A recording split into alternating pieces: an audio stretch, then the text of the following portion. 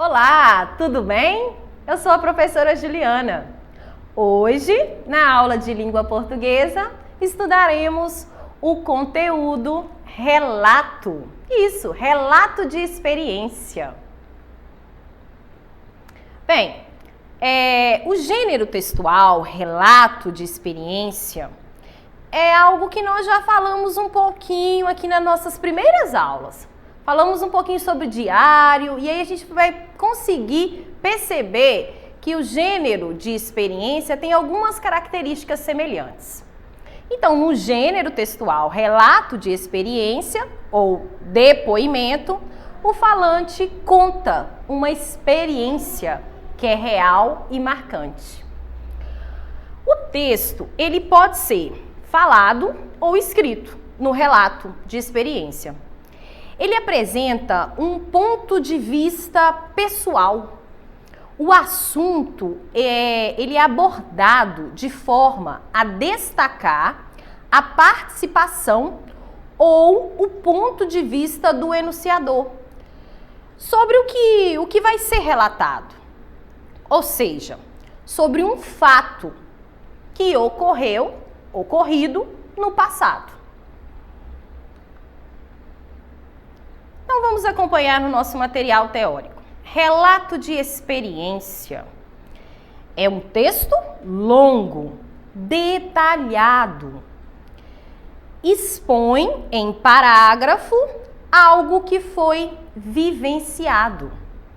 Ou seja, trata-se de um texto que comunica a realidade. Muita atenção. O relato de experiência não pode ser inventado. Faz parte dos gêneros pertencentes ao domínio social, da memorização e documentação das experiências humanas, situando-as no tempo.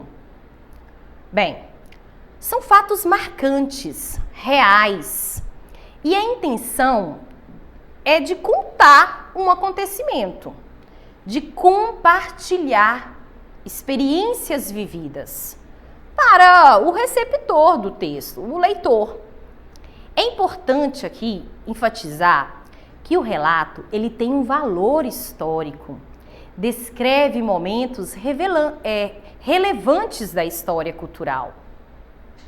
Bem, servem de exemplos de gêneros dessa natureza, diários íntimos, diários de viagem, notícias, reportagens, crônicas jornalísticas, relatos históricos, biografias, autobiografias, testemunhos e outros mais.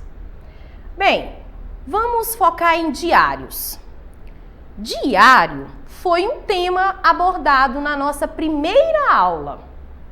E talvez podemos destacar como uma diferença sobre o que é o diário íntimo, pessoal, que é elaborado como um registro e que não se dirige a outra pessoa, não é mesmo?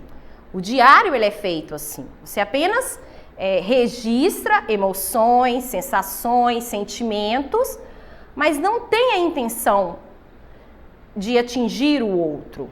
Pelo contrário, o diário é algo até secreto, não é mesmo? Então, já o relato de experiência, ele pretende tornar a ação conhecida. E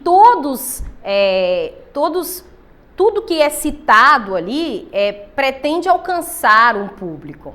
Apresenta as características narrativas, contada de forma como são vistas, com momentos de descrição, né, bem detalhado realmente.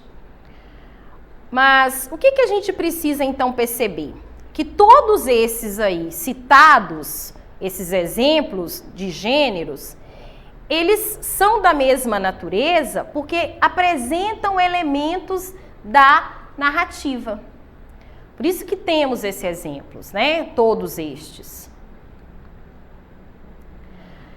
E agora, vamos perceber então as marcas de tempo no relato. Lembram? De todos os elementos citados, né, que fazem parte da narrativa, o tempo faz parte. O tempo é algo que precisamos observar bem. Então, o gênero textual, relato de experiência, é um diálogo entre o passado recente vivido com o presente. Então, tem essa marca de tempo. Eu estou falando de um passado, mas eu estou lembrando no exato momento. É o presente que me faz recordar. Quem relata qualquer fato em qualquer situação necessita de buscar essa memória, de resgatar, né? São registros, né? São flashes na sua memória. Você para lembrar daquele fato que ocorreu. E ao utilizar a memória, sempre se faz um jogo, não é mesmo? A gente utiliza as expressões, as palavras. Eu utilizo o agora para determinar o presente, utilizo o ontem para falar do passado, aqui, lá. Então, são expressões que nós vamos encontrar nesse tipo de texto. Então, dentro dessa proposta, os autores eles são convidados a recordar uma experiência que foi vivida recentemente, a escrever sobre essa experiência. Por isso mesmo que o tempo verbal, algo muito importante que eu vou dizer agora, estudantes, que o tempo verbal predomina sempre o pretérito perfeito. Pretérito é o mesmo que passado. E os lugares? Vamos falar então dos lugares. Lugares de circulação dos relatos de experiência. Bem, nós podemos encontrar as escolas, internet, comunidade virtual, né, mídia e outras mais. Vamos focar sobre a comunidade virtual, que é algo bem real sobre isso aqui.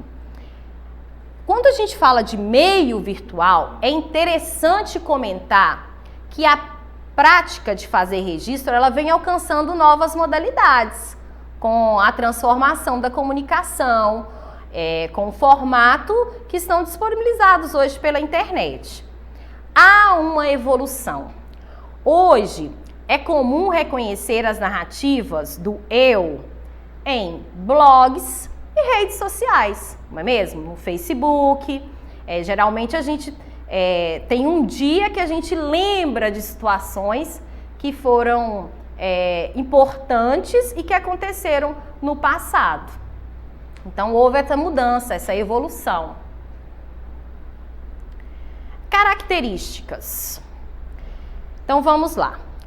No relato de experiência, eu vou observar, eu vou encontrar sempre textos narrados em primeira pessoa.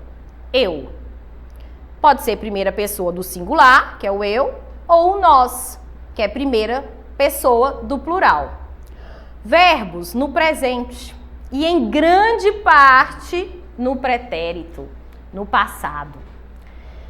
Lembra que eu disse que o relato de experiência, né, são textos longos, grandes. Então, 5 parágrafos no mínimo. Vai ser algo bem detalhado, não é mesmo? Eu vou citar passo a passo, vou descrever com total cuidado. Então, ele vai ser grande mesmo, não tem jeito. Desde o início, deixa claro qual é o assunto e quem está envolvido na situação que eu vou retratar, que eu vou abordar. Comunica com uma sequência de acontecimentos e pode incluir reflexões, expressões sobre o fato, né? Sobre os fatos que são relatados aí nesse relato. Gente, é importante aqui entender que a intenção é compartilhar um acontecimento do cotidiano. E nos campos profissionais, olha lá, observem, ó, nos campos profissionais, a gente já está falando um pouquinho de finalidade aqui. É muito válido, é positivo, não é mesmo? É uma informação segura. O relato de experiência é um texto que descreve precisamente uma dada experiência que possa contribuir de forma relevante para a sua área de atuação. Bem, aqui nesse slide teremos a abordagem sobre uma construção de relato de experiência. São perguntas para que você possa organizar a estrutura do seu texto de forma precisa. O ideal, primeiramente, é que você possa parar e recordar o acontecimento. E aí, com base nas questões sugeridas, você iniciar. Olha lá então, como fazer um relato de experiência? Bem, primeira coisa que você tem que pensar, o que aconteceu? Com quem? Quem são as pessoas envolvidas? Quando? Onde? Devemos ter em mente esse marco teórico, né, de referência. E deve ser apresentado com clareza, de forma que você envolve o leitor, cativa, não é mesmo? Como foi, já é a pergunta, né? A segunda pergunta. Quando começou, detalhar e citar sentimentos, sensações, emoções que foram vividas. E já na terceira, alguma coisa mudou com o tempo? O que mais aconteceu? Um certo acréscimo, né? Um complemento de tudo aí que você contou. O quarto, o que você passou a sentir depois dessas mudanças ao longo do tempo? E por último, após reler tudo o que escreveu, conclua o texto dizendo como é a realidade atual e o que você sente agora. Então você falou um pouquinho do passado, mas citou também o seu sentimento do presente. E notem, né, que ao realizar o seu registro de experiência, observando essas estruturas, né, respondendo essas perguntas, terão ali muitos elementos da narrativa, que foi assunto assim das aulas anteriores, né? Quais são os elementos da narrativa, então? Vamos tentar lembrar juntos? Então vamos lá. Na narrativa eu tenho um narrador, não é mesmo? Eu tenho um tempo, um espaço, eu descrevo, eu conto características. É algo assim bem próximo do que realmente foi vivido.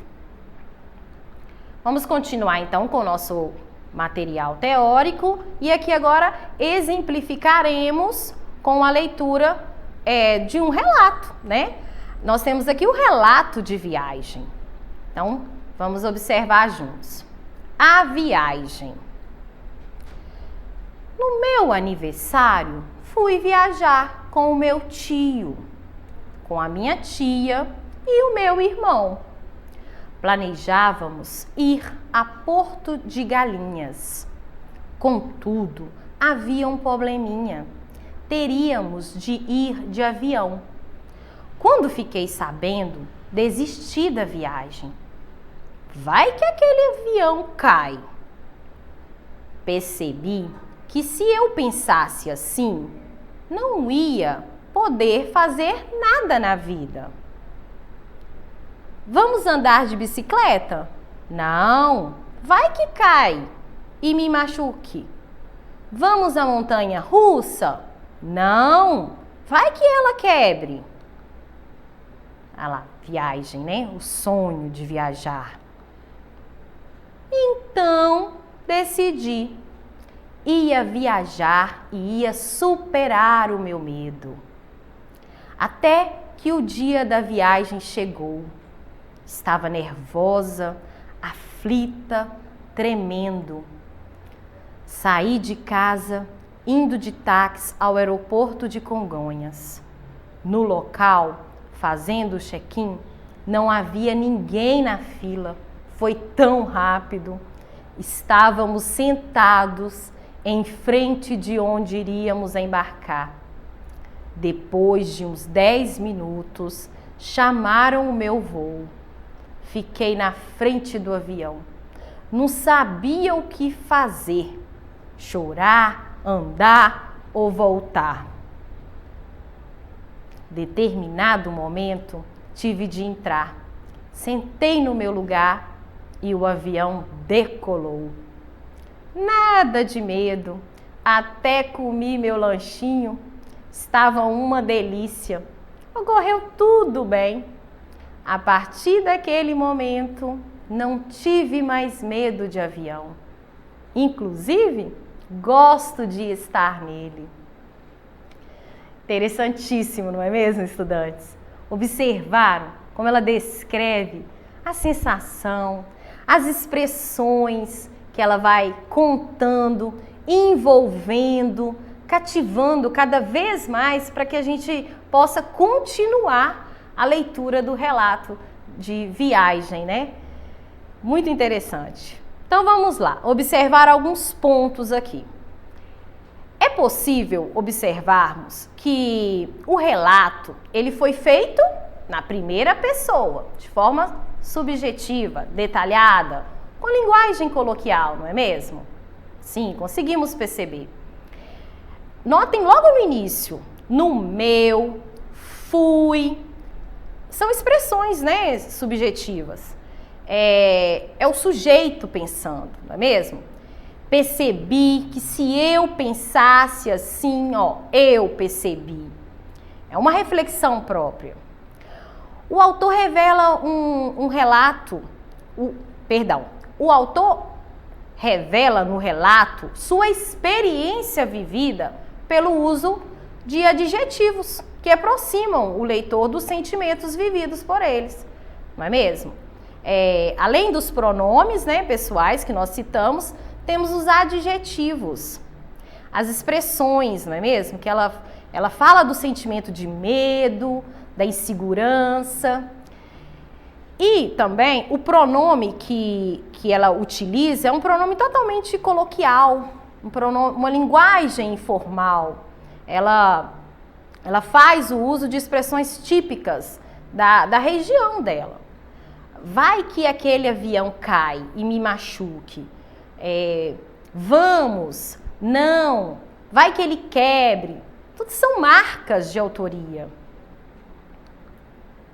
Bem, precisamos compreender o relatório e o relato. Então, as diferenças.